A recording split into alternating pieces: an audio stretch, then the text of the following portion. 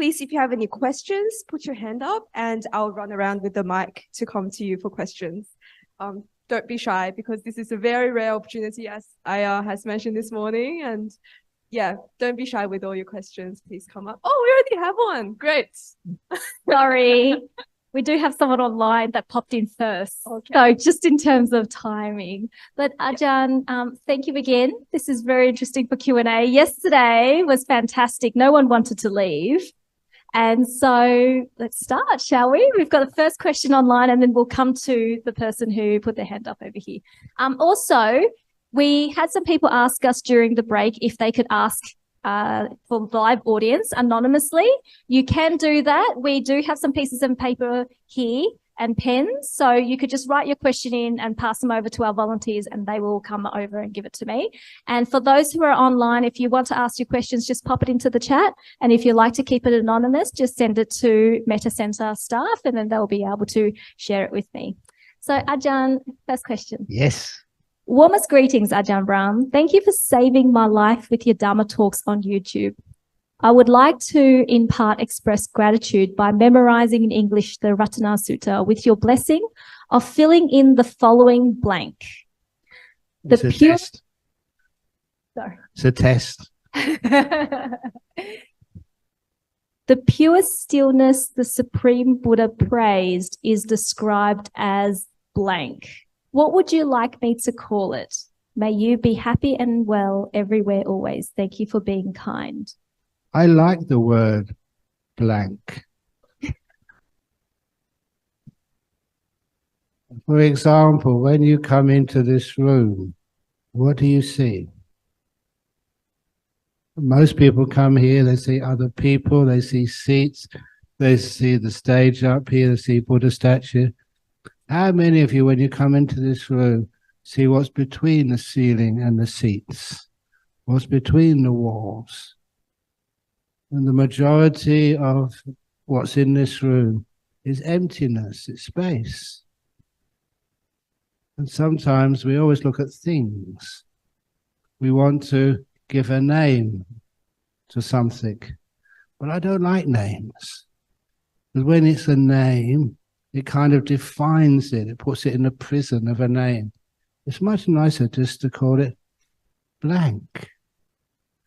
Because when it's really blank, that emptiness, that space, that's of nothingness, is much more freedom, much more peace. How many of you, when you're meditating, keep thinking about things, trying to give it a name, trying to see the result of things? Or I said something wrong. Okay, and there's a security out there, so you can always ask them to take me away.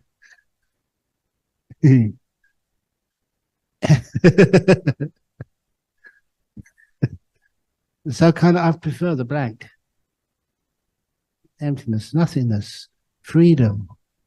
And always do that when you come into a room or a hall. Don't just look at the things in here.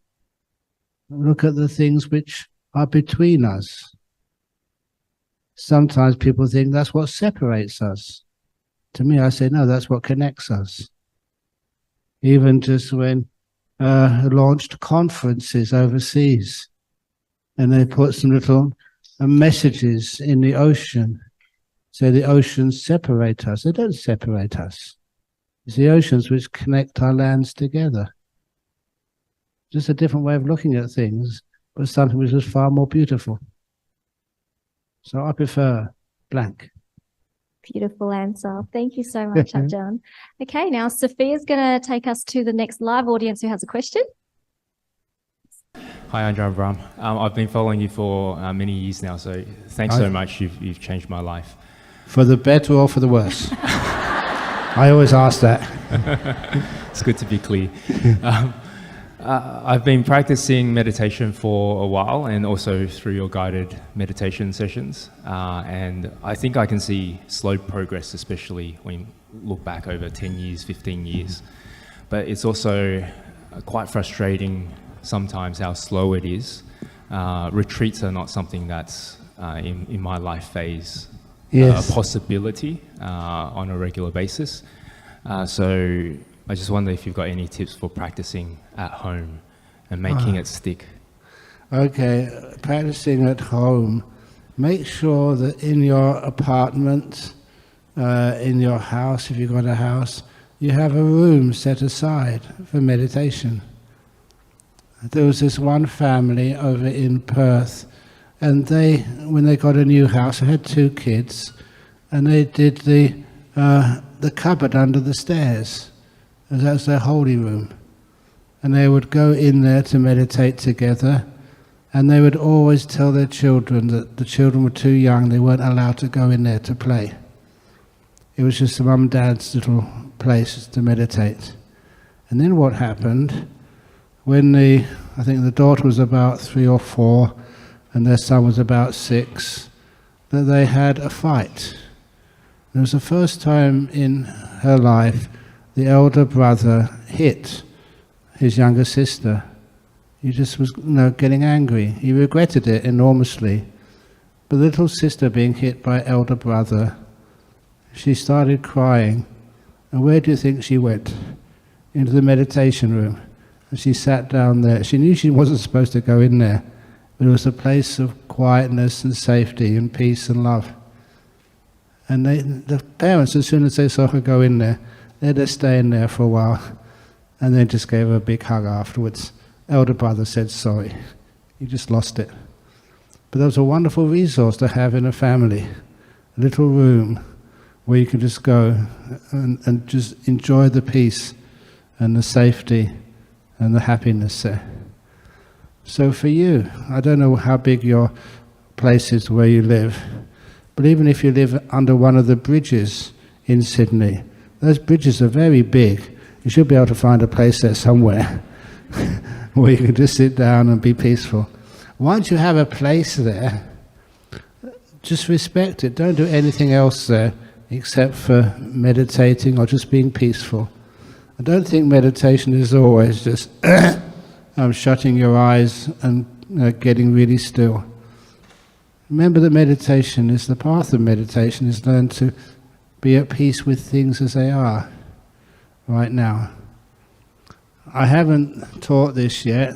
This is going to be, again, a bit long, but this is a beautiful type of meditation, which is what I call the Emperor's 3 Questions meditation. Have you heard me teach that before? The Emperor's 3 Questions meditation is, number 1, when is the most important time? Now, it's the only time we ever have. So when you sit down to meditate, don't ever think of what's happened before. Never think about where you're going to get to. Just what's happening right now. And number 2, what's the most important meditation object? The one which is right in front of you right now, whatever it is. Whatever thought, whatever emotion, whatever. That's here now. It's right in front of you. Therefore, it's the most important in the whole world. The Emperor's 3 Questions story, I think many of you would know. Who's the most important person in the world? Venerable Akadako is, because he's right in front of me. And now he's not. Now I'm looking at Venerable Nirodha. Whoever's right in front of you is the most important person in the world. I love that lovely insight. It means whoever you're talking to, you don't try and get rid of them. They are the most important person in the world for you. So then you can connect. And the last of the 3 questions, what's the most important thing to do? Which is to care, to be kind. However that kindness is. And that becomes the Emperor's 3 Questions meditation. Now is the most important time. What you're experiencing right now is the most important thing in the whole world. Give it importance. And the only thing to do with it is to be kind. Open the door of your heart to it. I know people say, look, if I open the door of my heart to it and it's really restless or it's very unpleasant, what do? Keep opening the door of your heart to it. Because remember, doors are to go in and doors are also to go out. And if you're kind to it, once you've learned the lesson from whatever you're experiencing, it leaves, and you're at peace. Don't go meditating trying to get something, or think what I'm experiencing right now is wrong or bad. Never think like that. What you're experiencing right in this very moment is important. Be kind. And after a while, what you're experiencing right now becomes incredibly peaceful and beautiful. And you find yourself getting into the deepest of meditations. I do that a lot. I don't just teach others. This is what I do. Okay. Thank you, Ajahn. Actually, Yeah. I practice that in my work when I see clients after clients after clients, and Yeah. whoever comes in is the most important person to me. And Yeah. it's amazing just how effective that is and how deep those conversations can go. Excellent. Here's all the questions from the audience here, and more online. So perhaps I'll start with the one online. This actually is a question that was up yesterday, but we didn't have a chance to go to this question. There are many wars, conflicts happening around the world, neighbors fighting, human beings causing each other much suffering, with fear of uncertainty, safety, anger over the death and attack on their friends, family, nation, and sadness and heartbreak over the death of many. Although there does not seem to have an end to wars, how might we face these conflicts within, externally, and both? How can we not see enemies? How can we not just see enemies, someone else's problems? Where is the Dhamma in all this? Okay. A change of perspective. And that change of perspective, you may all know from Shakespeare, when he said all the world's a stage and all the people are actors on that stage. And we go through different roles in our existence. Sometimes we go through roles as soldiers, sailors, and our loved ones who lose their friends in wars and conflicts. Sometimes we have other tragedies in our life. And little by little, we learn from these things. But then you say, but the wars and conflicts still go on. Yes, they do. But the actors, the participants in those tragedies, in those conflicts, in those dramas which are played out in our life, do change. Years ago, I created this simile. Suppose there was aliens came down from a foreign planet and visited one of the schools here in Sydney. And they saw all the kids in the school learning mathematics or learning geography. And then they took all the notes. Then they went back to their planet and they came back 10 years later. And they went to the same school or a similar school, and they saw what looked like the same kids learning the same classes in mathematics and geography. And they were thinking, this is what those kids were doing 10 years ago. They haven't learned anything.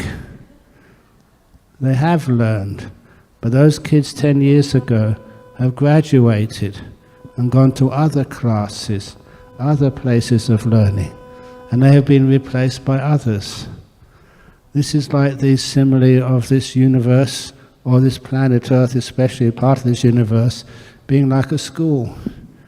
And people have to be playing the part of a prime minister, or playing the part of a soldier, playing the part of a business person, a poor person. And that's where we learn. And hopefully we don't have to repeat that role. Do it once, or if you're smart, don't do it at all. And just surpass what you did before. Don't think it's always the same. The conflicts are the same, but people involved keep changing. This is our world.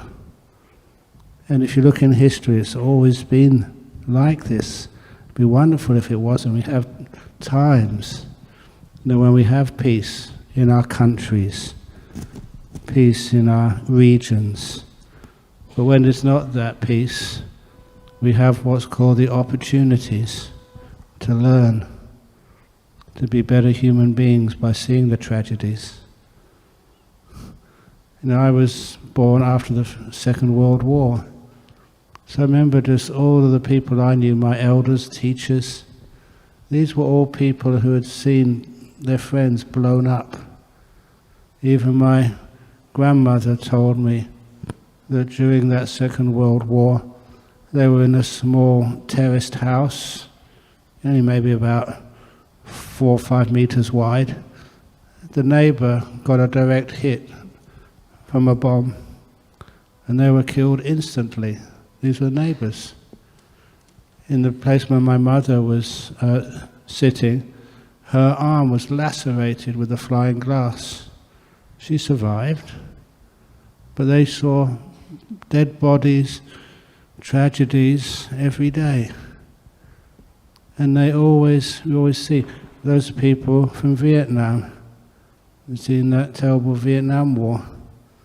And they see just so many tragedies, but we learn from each one of those.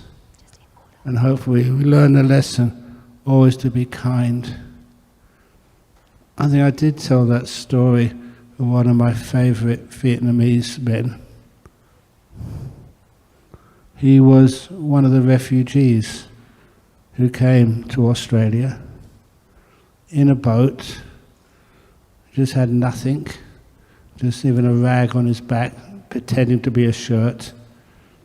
And when he came close to the West Australian coast, what did the 2 people who met him do? These were 2 Aussie fishermen. These 2 Aussie fishermen shouted out at him, "Welcome to Australia, mate! Have a beer!" Okay, forget the beer thing as a Buddhist monk. But nevertheless, that kindness, that welcoming, no questioning, just kept in his heart. And that was a gentleman, I think I mentioned the story earlier, who became the governor of South Australia for 2 terms. Later on in his life, he came in with absolutely nothing. He worked hard, built up a wonderful reputation, and was elected as the governor of South Australia. That's the sort of stories which I love, from starting with absolutely nothing. Even the shirt on his back was worth throwing away. But he had kindness. He was welcomed.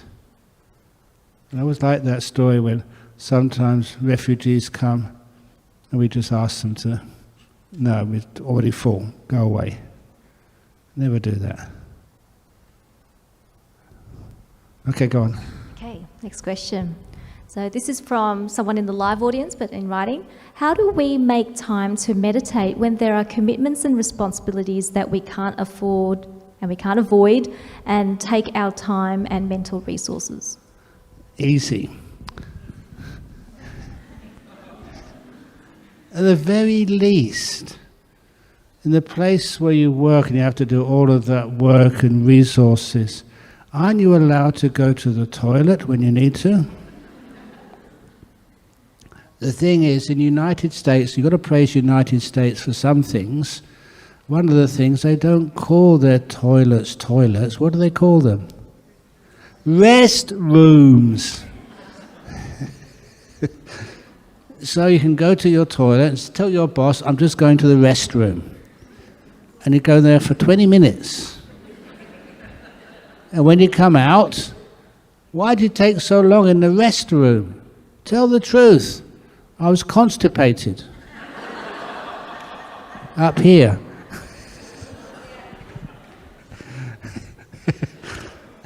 So that gives you the opportunity, to at least take a few minutes of rest.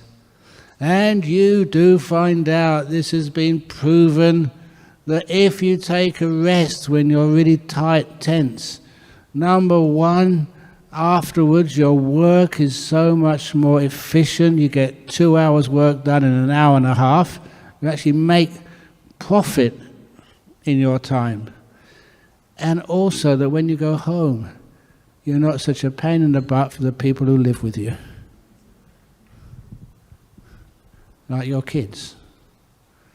I don't know how many times like women have come to my meditation class and they tell me I didn't want to come this evening. I was tired, working hard, I just wanted to rest. My kids said, "Mummy, are you going to meditation tonight?" "No, I'm too tired." "Mummy, you must go to meditation." "I don't feel like it." "Mummy, go to meditation." "Why, darling?" The little kids said, "Because, Mummy, you're a much nicer mummy after you come back from meditation." The kids can see that straight away. So why not? Everybody wins. Your boss wins. Your family wins. The only people who lose out are the doctors and funeral directors. You get healthy. You are, Ajahn. Now we're going to someone who's in the crowd. And for those who are here, please be patient. We do have a lot of questions to get through. We are getting through them. Thank you. Oh, I'm here. Hello. Hi. Hi, Ajahn Brahm, the great teacher. Over there. Okay, yeah. Yeah. Okay. We have all the time, and we're trying to meditate. We're newy. The issue is the wife keep falling to sleep while doing meditation. Very And good. I cannot focus only because my mind wandering around. Yeah. So please advise. Bit of advice. Number one, of the two of you, you have to praise your wife.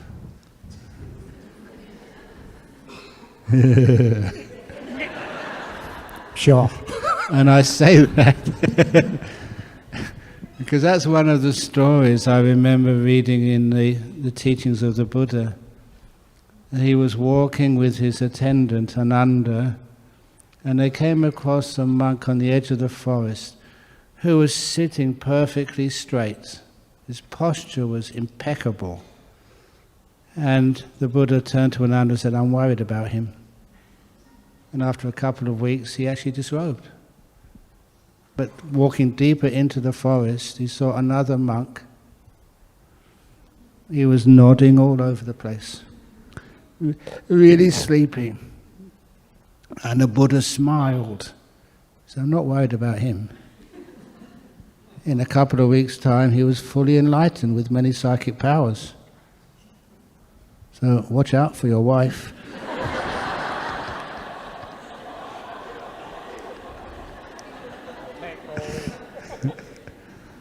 But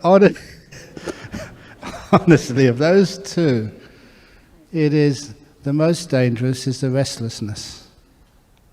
The sleepiness, just let yourself be sleepy. You're tired. That's what the brain is like. And for such, who was it who was telling me a simile this morning? I kept on telling one of these nuns, which you know very well. I can't say who she is. Every time that I told her if she was restless, just let go, relax, but I'll fall asleep. Well, fall asleep. Have you ever noticed there is no precept saying, "I shall not fall asleep" in meditation? Because what happens is when you fall asleep, it's because you're tired. You've been struggling too much, and your brain has been overworking. So if you could just relax it, yes, you may get tired, but when you get tired, you have enough mindfulness to know that tiredness. Leave it alone. Be kind to it. The tiredness is the most important thing in the whole world. It's right in front of you. It's right here. Be kind to it in this moment. And that's such an easy thing to notice. Yes, you're tired, but when you don't waste any energy you have, you're kind to your mind, then the mind wakes up and the back straightens. The first time that happened to me, just the back straightened up all by itself. I never gave the order, just watched it. Energy started to come back and the mind, the body did it. And then the mind was very clear. When I struggled to get rid of sleepiness, that's when I got restless too.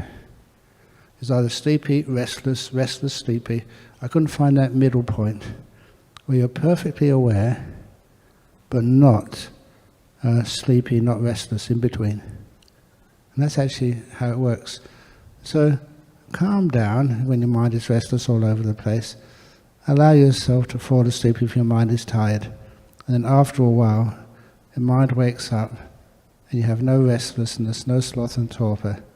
And that's a beautiful state. From there you can get some wonderful meditations. Thank you. I have a few more questions, probably 10 more. Now I'm going to narrow down to 2 more questions, if I may. Okay. Okay. And as mentioned, that we kind of new to Buddhism. yes? So we kind of heard about karma. Karma, yes. Okay.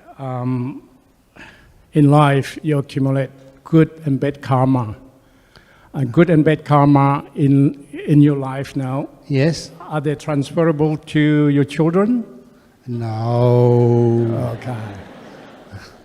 You know, there's sometimes it's not just good or bad karma, sometimes they're in between. You know, some parts of it is good, some parts of it is bad. And a lot of time it depends on how you respond to the things which happen to you in life. You've seen many, many people who have, say, an accident and they get disabled. There are people who get...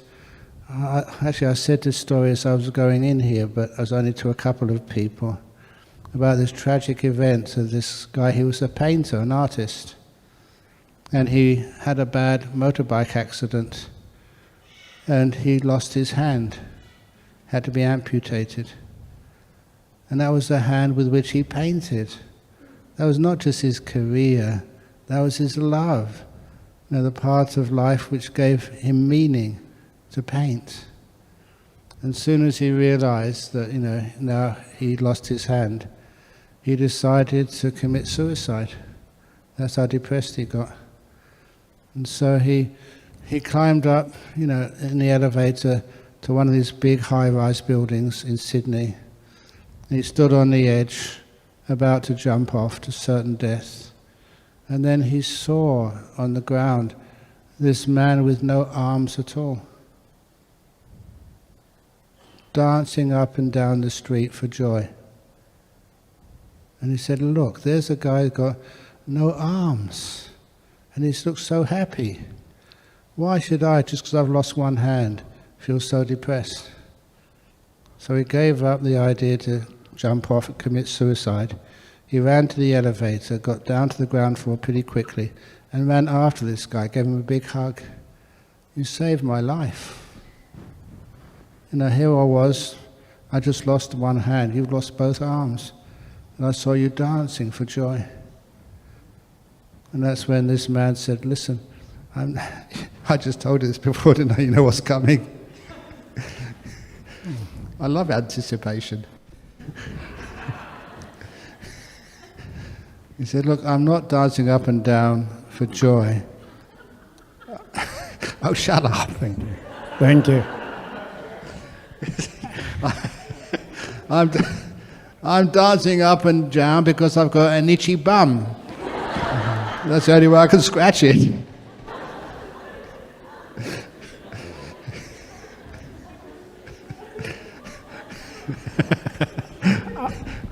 You know who I am. So that was, Ajahn Brahm, the great teacher. Yesterday, end of the first day talk, we went up there in the front and I had the real opportunity to take pictures with you. yeah? And I mentioned that we went to Perth to see you in October 2020. And I asked a question, just out of curiosity, how you respond to it. Did you remember me? And straight away you say, yes, of course. That's why you're here today. Yeah. That is fair. I mean, that's such amazing, a great leader. Yeah. You know that I've got all these other tricks. Many of you come up to me and you say, Ajahn Brahm, do you remember me? If I said no, who the hell are you? That's rude. So the other trick I say is, yes, I remember you. You're the person whose name I keep forgetting. you save a lot of egos. I'm going to use that next time, Ajahn. I think your wife wanted to say something, did she? No, okay. Perhaps another question from online? Yes, go on. Thank you. So the question here is, and before I go to this question, I just want to let those in the audience know, we won't be bringing the mics to you anymore, so if you have any questions, please put it into the paper slips, just so that we can save time, because we've got a lot of questions to get through. Thank you for understanding. The next question online is this. Hello, Ajahn. I would like to ask, how do I stop suffering from attachment in all kinds of relationships in life? Okay. Keep in the present moment. The person right in front of you right now. Those are the attachments which I have. When someone is talking to me, again, I don't know who you are, sometimes I don't even remember your name, but when you're right in front of me, I kind of keep reminding myself you're the most important person in the whole world. And the most important thing for me to do is caring, which means listening to you. Not just listening with my ears, listening just the body smells, postures, how you're looking. And that gives a lot of information. And of course I get attached to Dhamma. That's how you relate to people. Not just to one person, to so many people. And that's just how that kindness, when you can relate to people, and that's how it works. But I do also recognize, if you're in the family, there are some people who are really, really, really important to you. And especially like your children. Please never forget that. And that's one of those other stories. I remember I was in Indonesia many years ago, invited onto a radio station for an interview. And the lady doing the interview was a Muslim girl. And when she asked a story about how to bring up children, when I gave this story, she burst out crying. It was really sweet, because I said this story about the father who came home late from work. And when he came home late from work, his son was waiting for him. Daddy, oh please leave it till later, son, I'm tired. Daddy, how much do you earn at work? Look, I don't know why a 6-year-old wants to know that. Just go do something else. I just want to have a rest. But Daddy, how much do you earn at the office every hour? Look, I told you, son, I'm tired. Stop bothering me. But Daddy, how much do you earn? How many dollars every hour? I told you already, son. Leave me alone. I'm tired. Go to your room. You're grounded. So the little son, just asking a simple question, just trudged up to his room. And the father realized he'd done something wrong, but that's what we do when we're tired. And we forget what's really important in life. So after having a quick cup of coffee, he went out to his son's room and said, look, I apologize, I'm sorry. I shouldn't have shouted at you. I don't know why a child needs to know how much I earn at work. But just to let you know, I earn $20 an hour. And the son said, thank you, Daddy, and smiled. And then the son said, can I please borrow $10?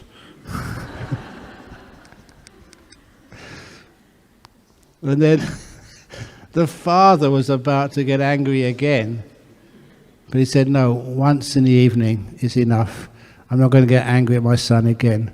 So the father took out his wallet and gave his son a $10 note. And his son smiled very sweetly at his daddy. Thank you so much, Daddy. And then the son reached in the drawer next to his bed and took out another $10 in coins, counted out a total of 20, gave it to his father and said, Daddy, can I now please have 1 hour of your time? I think a few of you got the message there. That Muslim radio personality, she just burst out crying. She couldn't speak. It was because she told me afterwards that her husband had run away. She was working for extra hard to raise her son, just the two of them, the mother and the son. It was so difficult. But she too would come home late, tired, and wondering why her son and her weren't really connecting. That's all I want, Mummy. Just 1 hour of your time. It's the story of our modern age. So please remember, you gave birth to that kid. Or if you're a father, you're involved. That's important, to spend time with them, and don't ever think that your son has to pay for that. How much do I owe you, Dad? 1 hour. So those sorts of attachments, I think that, that's what you're buying into when you have a kid. And make sure you keep that responsibility. Does that make sense? It does. Thank you, Ajahn. Another question from the audience. How do you practice calmness throughout the day and to remain grounded and peaceful within? For example, imagining a very difficult team with various behaviours. Okay. When you see really crazy behavior, weird behavior, people just doing really stupid things. When Ajahn Chah saw me do behavior like that, you know what he would do? He wouldn't get angry and upset. He would burst out laughing. One of those occasions was when, early days, I needed some soap, and all the requisites for the monks were kept in a big water jar next to Ajahn Chah's seat. So I had to ask for some soap. And I had to ask in Thai. The word for soap in Thai is sabu. I said sapo. Close enough. So I thought. And when I said sapo, Ajahn Chah looked at me. He was kind. He said, "What do you want sapo for?" Because sapo was short for pineapple. And I said, "To wash." And he never let me forget that. He said, in the West, especially over in Cambridge, in great university, they're far more advanced than we are in Thailand. We use soap. Over in Cambridge, they use pineapple to wash. So whenever I did anything stupid, he would just laugh his head off. I think that's why he loved Western monks. We entertained him so much. The spittoons which we use, in the monastery? You've got our bowl. We used to have a spittoon to put like fish bones or a banana peel or whatever else is left over there. And of course, Westerners who first go to those monasteries, they see the spittoons, and that's where they put their food in, and they eat from the spittoons. And that causes so much laughter. People like Ajahn Chah let them do that for entertainment. Anyway, I shouldn't go on like that. What's the next question? Thank you, Ajahn. Next question is this. We always are so busy achieving something in this life. For example, when we are in primary school, we aim to go to secondary school, high school, university, work, get a partner, etc. At the end, we can't really own what we already achieve, whether it is these things, people, feelings, everything comes, stays and goes. Attaching with something that always changing, it's a dumb decision and makes us suffer. So what is the purpose of this life then? To understand the reason why it's a waste of time. Look, that was something which really affected me when I was at university. Because when I was at primary school, I was really good at maths, but I liked playing soccer mostly. But then I still had to do the exams. I got a scholarship to a big high school in London. It's only recently, my primary school was a very poor school, mostly migrants. It's called Derwentwater School. And then from there you got a scholarship to Latimer School, which is quite a very prestigious school. And then later on, there was this actor's birthday, and he was quite famous, and he was featured on Google. He died just recently, and he had gone the same path from Derwentwater Primary School about 4 years before I went there, and then to Latimer School. His name was Alan Rickman, Dr. Snape in Harry Potter. So we went the same path, only I never became an actor. I was not scary. Was I scary? But anyway, so when I went to the high school, again, I loved playing soccer. I spent all the lunch hours and afternoons and evening playing soccer. And then I started doing well at school, and my family, my teacher said, stop chasing a ball. Just stay at home, do your homework, and you do really well in life. Any one of you tell your children that? Don't. So I go out playing soccer. I've seen these days how much good soccer players get as a salary. Millions. Anyway, so I stopped chasing a ball, did my homework, and did really well at my O-levels. And because I did the O-levels, was I happy after you succeed in your O-levels? No.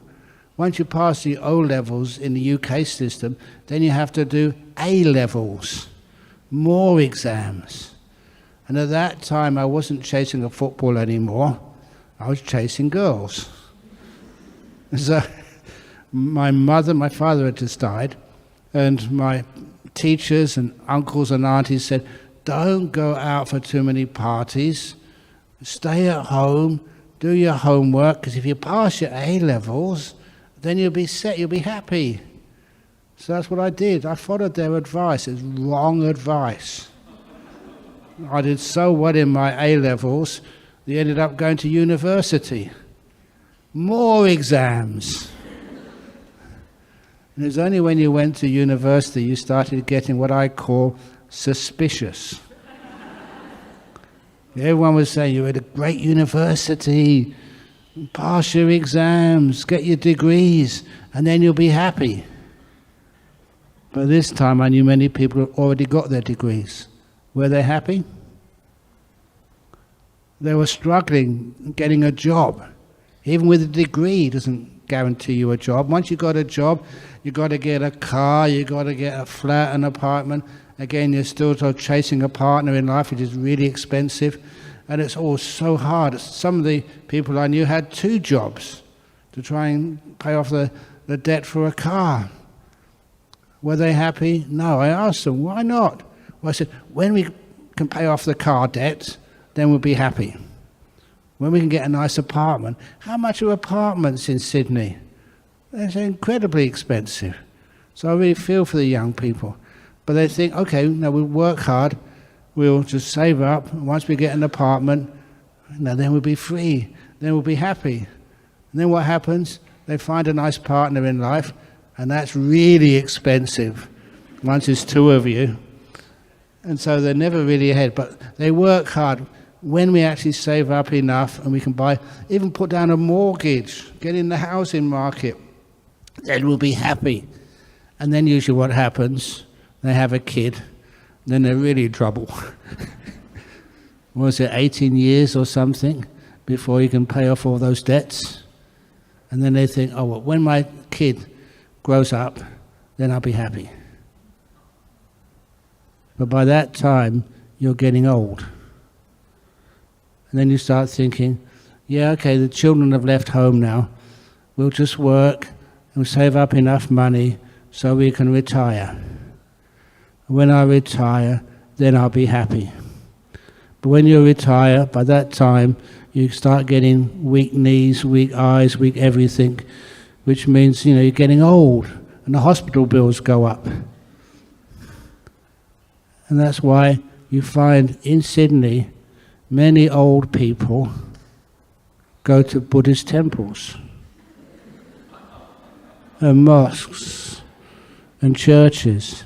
You know why?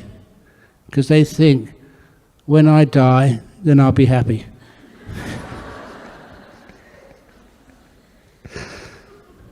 That's why I got suspicious. It's always, I sacrifice this, I can be happy in the future. That's not good enough. But many of you come here, all you volunteers, you sacrificed a lot, not to get rid of today. When it's all over, then I can go back home and have a good rest. You enjoy it now. Don't think, I will sacrifice this moment because then I can be happy. You can sacrifice if you want right now and get the happiness right away. Always remember the good things which you are doing. Right now. Simple things. Right now. So don't go sacrificing thinking, I'll work hard and when I pass the exam then I'll be happy. Be happy right now, working hard. That's what I do. If I'm not enjoying it right now, there's something wrong. Even, so I got you just quick. Even like going to the dentist. How many of you enjoy going to the dentist? As a monk, it's the most comfortable thing to lie back in. So when I lie back in there, and number two, the dentist puts all these things in my mouth, and for once, I don't feel guilty about not answering questions. I can't answer a question. You're sitting back there just enjoying the beautiful, comfortable seat you lay down on. I always find something to enjoy. Okay. No, I won't do that to you again. Next question. What should we do during times of despair and anxiety in the context of FOMO, fear of missing out, regarding the stuff your peers are getting and enjoying in life? Thanks. Oh my goodness, it's great missing out. I've missed out on so much. I missed out on debts. I missed out on paying tax. I missed out on having a wife argue with me and keep me awake at night. I've missed out having kids. Actually, I haven't really missed out of having kids because, I shouldn't say this, should I? All the monks in my monastery, I look at them as my kids. They drive me crazy enough. I know what it's like. These are monks and nuns you got to deal with. So, you can't miss out on everything. There's things which you have other people will never experience. And I always value those things. Like being a Buddhist monk.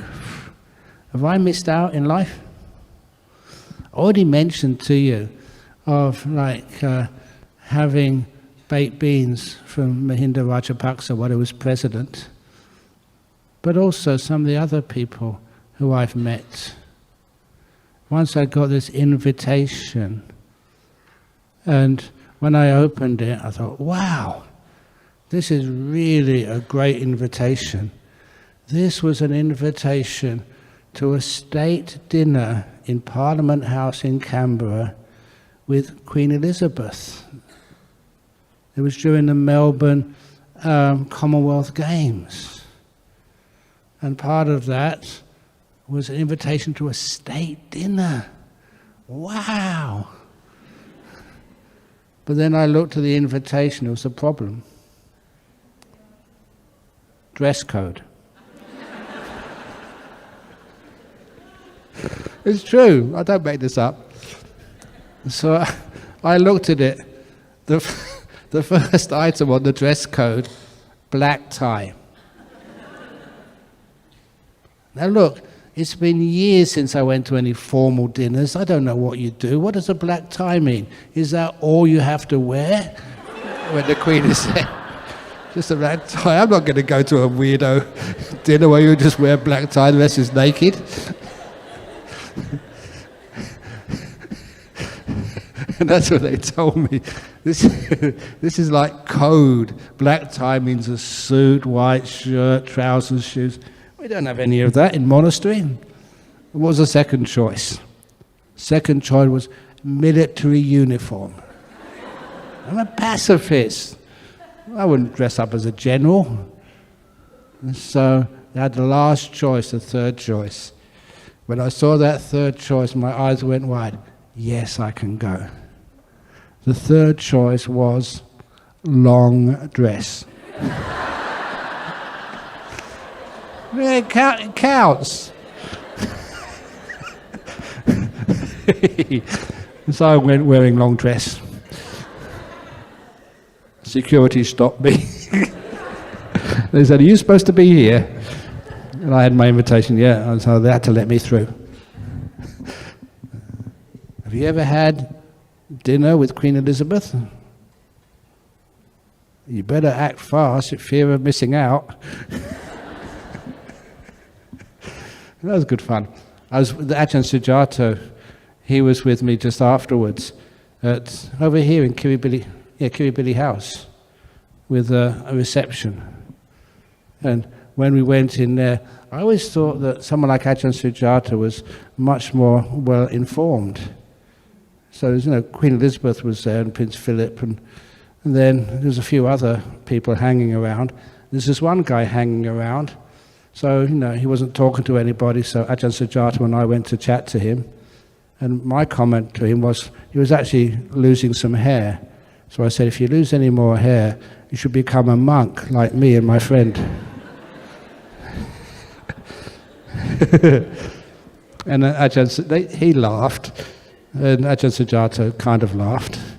Ajahn Sujato. And then afterwards he said, "Who was that?" "That's Prince Edward." What? Ajahn Brahm, you can't.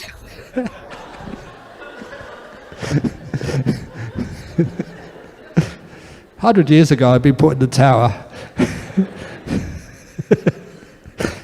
You can ask him, you check him when you see him again. And what kind of go. Anyway, okay, better do another question. Thank you, Ajahn. Actually, there's a movement against FOMO, which is JOMO, which is the joy of missing out. Oh, that's much better, yeah. Hmm. Excellent.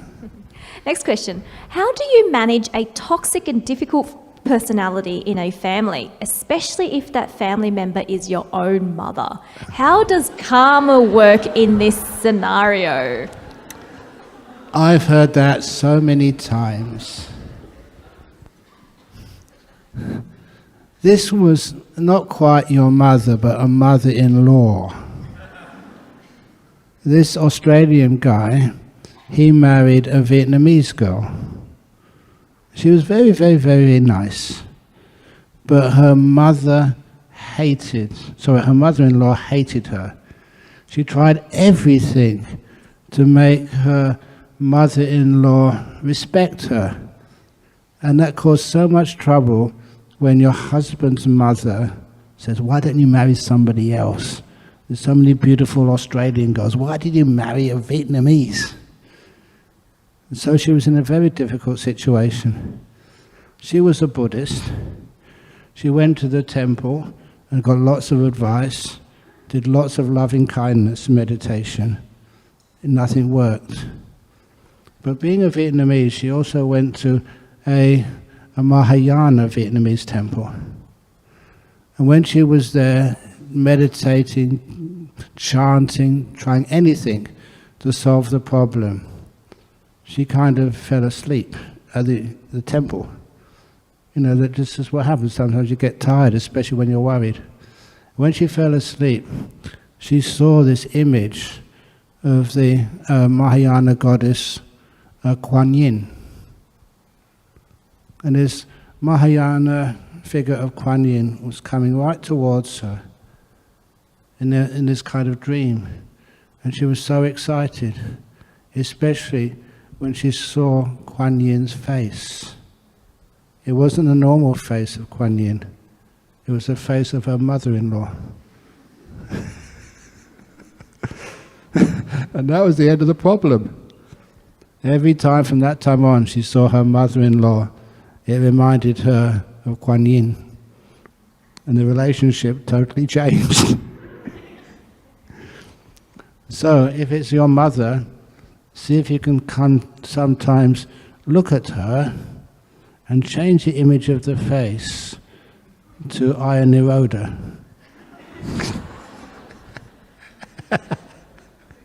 And when you see your mother-in-law, oh, she looks like just like Ajahn Nirodha, and your relationship will change, guaranteed. Oh, that's great advice. And yeah, Naruto. We have a question online.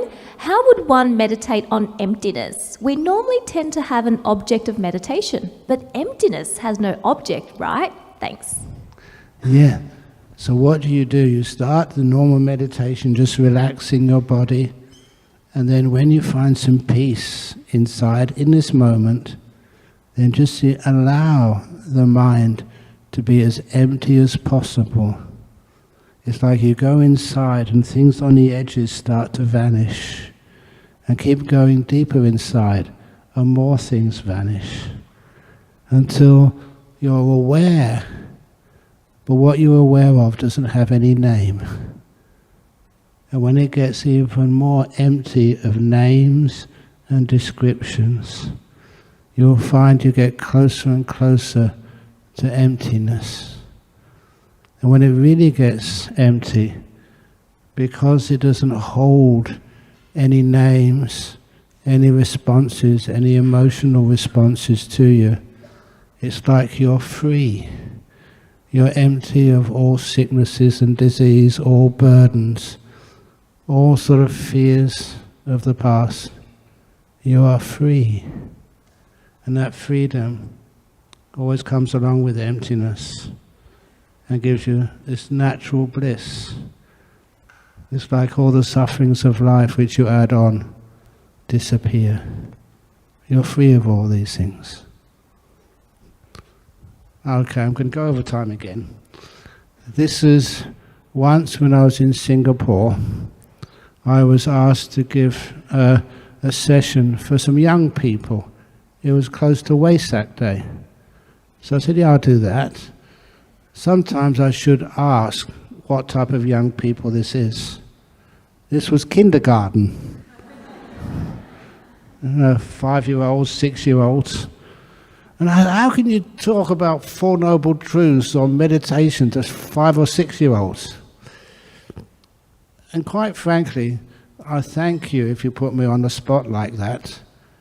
So I said, okay, they had a Buddha statue somewhere, and I said, look, it's Wesak Day, I think tomorrow it was. Remember the story of Wesak? You know, we had the Buddha being born and taking 7 steps and saying, I am the chief in the world, this is my last life. That's the story. So I said, okay kids, line up, take 7 steps, and then put one, not that way around, the other way around please. And they did that very easily, because kids can imagine, they need actions. Okay, number 2.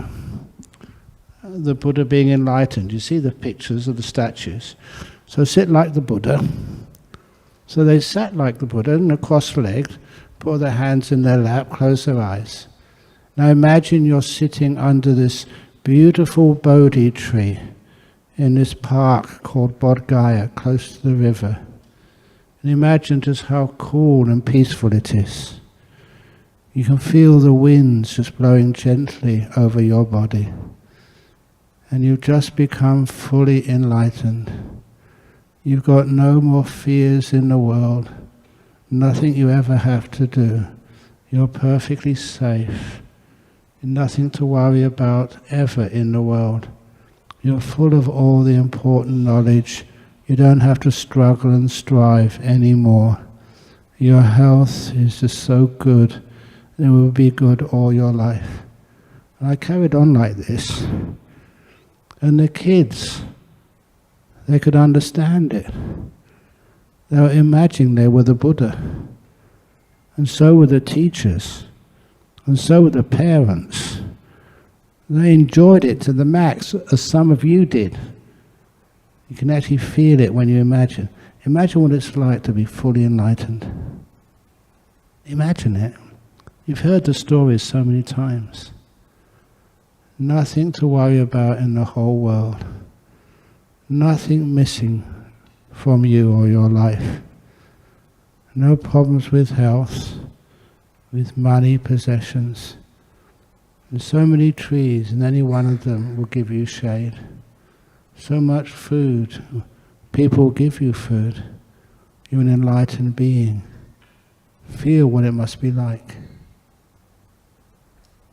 And that, I never got to the last stage of enlightenment, the parinirvana, because all the kids were enjoying it, and these were only 5 or 6 year olds. And how much more everyone else enjoyed it. And because of that, all the parents said, Ajahn Brahm, you're giving a talk tonight. Do that again to us. And it was very successful. In Sri Lanka we call that Buddhanusati. But not just going itipi so. It's actually feeling what those words mean. No more burdens in this world. Totally free. You're not judged anymore. Any judgments don't mean anything to you. No health concerns, no worries.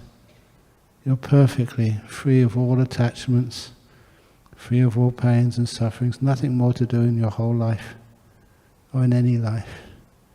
You're free. I better stop because I already get into that too. Well, actually, Ajahn, the next question is related to that. The question is, how do I teach my autistic ADHD 8-year-old to practice 5 to 10 minutes of stillness? You practice stillness and leave your kid alone.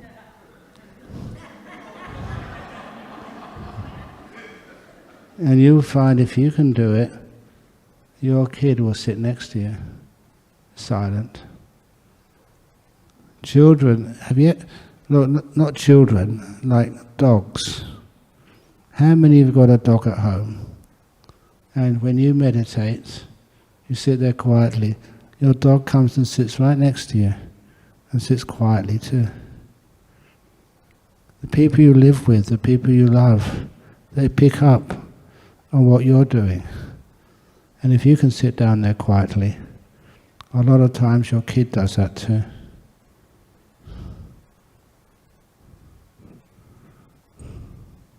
Great answer. Thank you, Ajahn. Next question. Venerable Ajahn, can you please give practical hints about how we can apply the knowledge that the self is created by one's thought, which is created by the 6 senses? Because the one who can excel in this practice can get rid of Sakyaditi in metta. Yes. One of the ways which I found I can practice non-self so effectively, and you can see the benefits from it.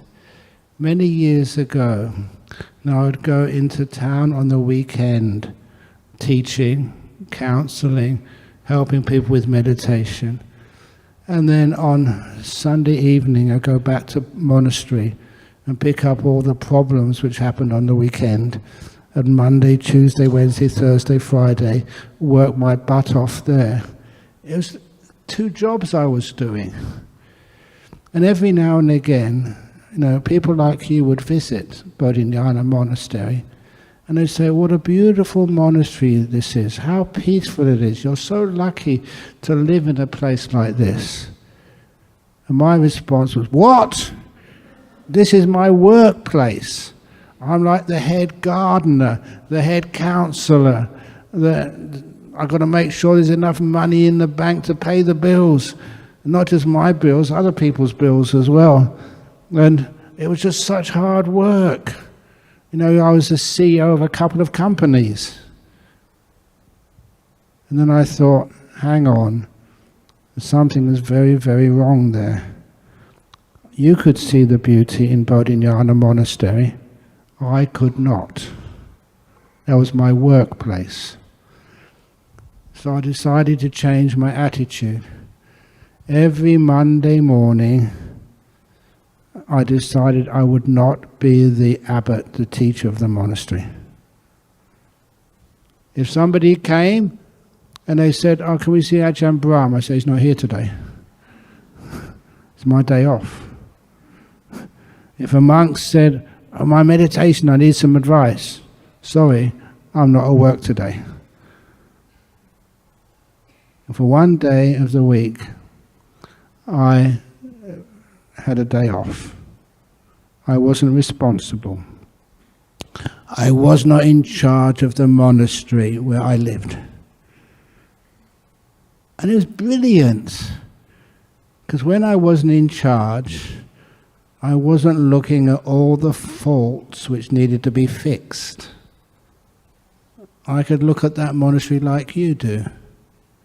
Look, I ask you, those of you who are not going to the charity dinner this evening, those of you who go, say, to a restaurant tonight, when you go to a restaurant, will you wash the dishes afterwards? Will you tidy up afterwards? That's not your job, is it? Your job is just to eat the food and enjoy it and then go home. When you don't take responsibility, you can enjoy the meal so much more. So when I took no responsibility on Monday morning, I could see that monastery like you see it, like a visitor sees it. And starting from that, I decided to be a visitor much more often.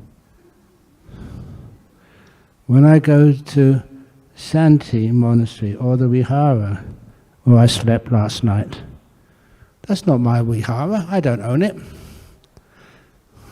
So if in storms, if the windows leak and you get water all over the floor, so it's not my problem.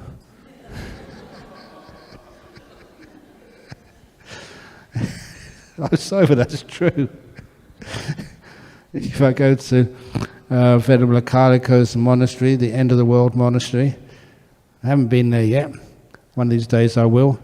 When I go there, so it's not my problem, I'm only visiting. When you're just visiting, you can enjoy it so much more. So that's how I know I don't own things. When I visit my own cave in which I live, it's not my cave. I'm just visiting there. When I look at my body, which is getting old, I'm only visiting my body. I don't own it. So even this body, I take less responsibility every year. I'm just a visitor, not an owner. And then I start looking at my mind when I meditate. I do not own my meditation. That's such a wonderful insight to have. All of you talk about my meditation. Can you help with my meditation, Ajahn Brahm? It's not your meditation. Because of that, I mention this to many people, that I talk a lot about the very deep meditations, the jhanas. And so years ago, when I was giving some talks in Sri Lanka, there was all monks, and they asked me the question, Ajahn Brahm, can you achieve those jhanas which you keep writing about? And they said, I know that you usually use the excuse that a monk is not allowed to comment or claim these, what the Buddha calls superhuman experiences like jhanas or enlightenment. That if you lie, that's a parajika offense, most serious. If you even say the truth, that's a pajitya. But he said, there's only monks here now, so you can tell us the truth. So I told him the truth. I said to them, without any hesitation, Ajahn Brahm cannot enter a jhana.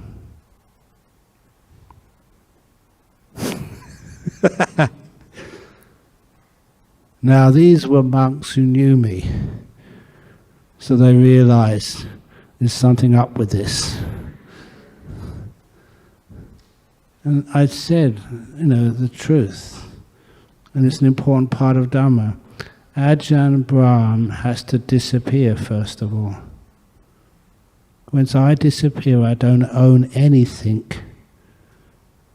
I let go. Because you don't own anything.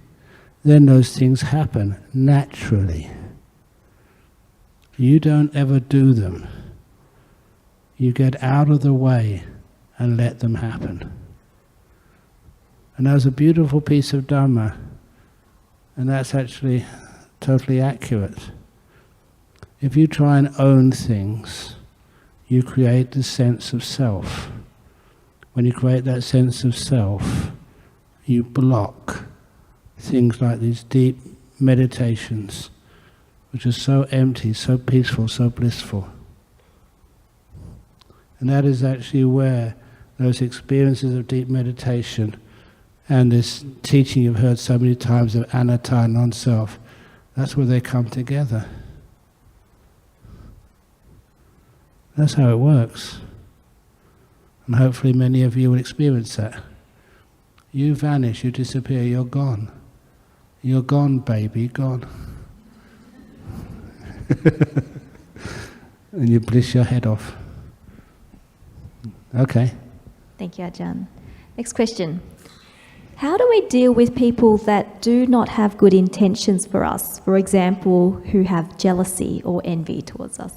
If anyone has jealousy to me and they want to give the talk this afternoon, please, you're so kind. So jealousy is the most stupid thing. I say the most stupid thing carefully, because the opposite of jealousy is what we call mudita.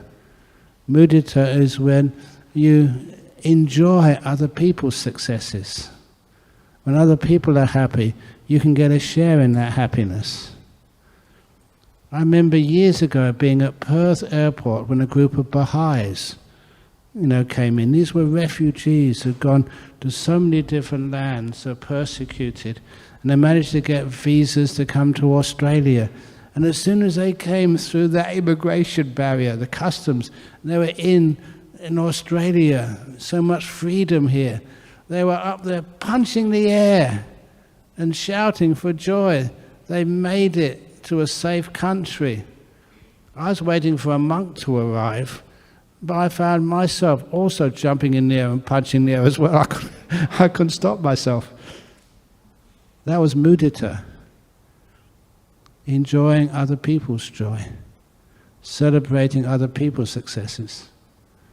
And I don't know why that cannot replace jealousy. Well done. You've made it. Great. Thank you. Marvelous. So that's actually the opposite of jealousy. It'd be wonderful if we could actually give more talks about mudita, celebrating other people's successes in life. Thank you. Dear Ajahn, I live with a partner who is very angry all the time, never happy. According to the Buddha's teachings, should I keep being kind to him with the hope that one day he will be kind to me, or should I leave him and find my peace without hurting my inner self? No, if that was me, I'd just be as kind as you can. Increase the intensity of your kindness. No one can resist it. I've never seen anybody able to resist wise, sustained kindness. They might as well give up now, because they're going to give up sooner or later. And okay, it's a story again. This was, sometimes when I was teaching in prisons, there they said, look, Ajahn Brahm, you live out there in that world. In prison, it's a very hard place. So, there's some people you just cannot be kind to. And I said, what do you mean? Well, it's just some people, they just don't respond. I said, and that was a challenge. I said, okay, in this prison, which is the person you hate the most or is so difficult to you? And straight away he said, the senior prison officer. He never even acknowledges my existence. My job is to serve them tea and coffee in the administration building, and I'll get the best coffee I can for him, and he doesn't even acknowledge, he doesn't say thank you, doesn't even know I exist. I put it down there, I might as well be a robot. I said, this is excellent. So I said, from now on, I want you to do your loving kindness meditation, specifically on this prison officer. When you make him a cup of coffee, find out what he likes the most. Find out what biscuits he likes. Find out what sandwiches he likes. Turn him on with your kindness. Really go intense. And every week I will go and check out, how's the progress? Hopeless. I really go so far trying to get something he really likes, and he just totally ignores me. Carry on. It took 3 months to get the crack in the down wall. He got him some tea, which he really liked, and put it on the table. Here's some tea, sir, I hope you like it. And the prison officer said,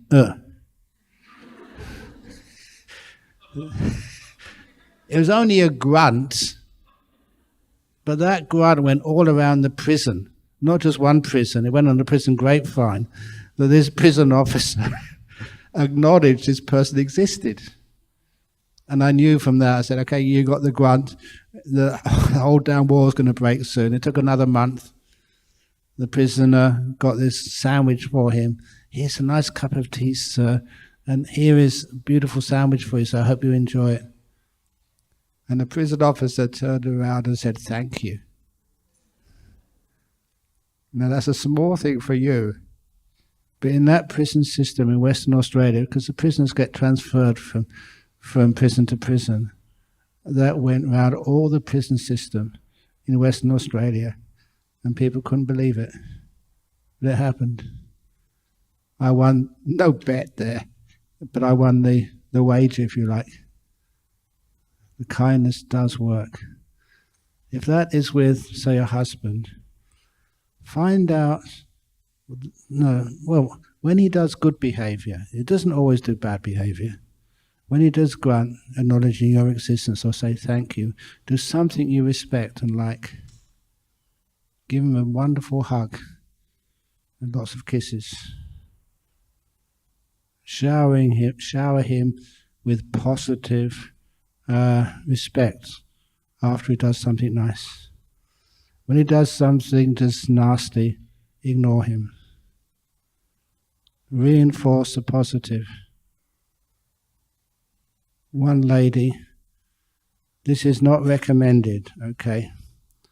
One lady was being domestically abused by a partner. Hit physically. She never told us this. That's why I say, look, not recommended. This is what she did. Every time he hit her for no particular reason, she would not respond. Every time he was kind to her, she showed him how much she cared for that act of kindness. A big hug or a smile or something kind. She said it took her 7 years. But after 7 years, she had changed that man, and he became this wonderful husband. She brought him to Bodhinyana Monastery so I could talk with him. And she had one of these meditation cushions, not cushions, stools made out of wood. And it was her birthday. He made her one, his wife, one of these stools, surprise. And she came and showed it to me. He said, 1 year ago, if he made anything out of wood, it'd be to hit me with. So now he's changed into a beautiful husband. And I was kind of proud of her. She'd actually won her happiness. She made it happen. And she changed this guy into being a lovely fellow. I wouldn't try that because there's too many injuries. He was quite lucky. But it showed it can be done. Thank you, Ajahn. And related to that question, is there a method to practice forgiveness? Yes. The method to practice forgiveness. Too many people complain that forgiveness is just letting the person off the hook. So the example is of this couple. She was taking his suit to the dry cleaners. It needed a clean up. And she was just noticed some papers in the pocket. She looked at one of those papers. It was a receipt for a local brothel. He'd been visiting prostitutes. And so she confronted her husband on this, and he admitted it. But he said it was only once, and she just wanted to divorce him straight away. They used to come to Bodhinyana Monastery, so they came there to talk to me. She was so angry. And she says, look, I can't trust him any longer.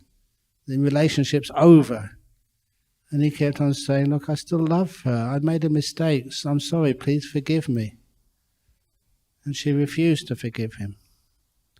So we had to find a compromise. And that compromise is called parole. I said, put him on parole for 6 months or a year. And if that parole conditions were she was allowed to have all the passwords of any device he had at home or his mobile phone, she was always allowed to ask him exactly why he was late home from work, to check wherever he went.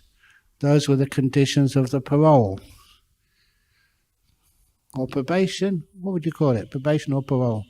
I don't know. Probation. Okay, on probation. And if he fulfills, I think they decided on 12 months of probation, then she would forgive him. He had to prove that he was trustworthy. Now, of course, any of you who have been cheated in a relationship, just forgiving is sometimes not enough. They've got to earn their trust back again. So he did that. 12 months he was put on probation. He behaved. She could check everything, allowed to ask any questions.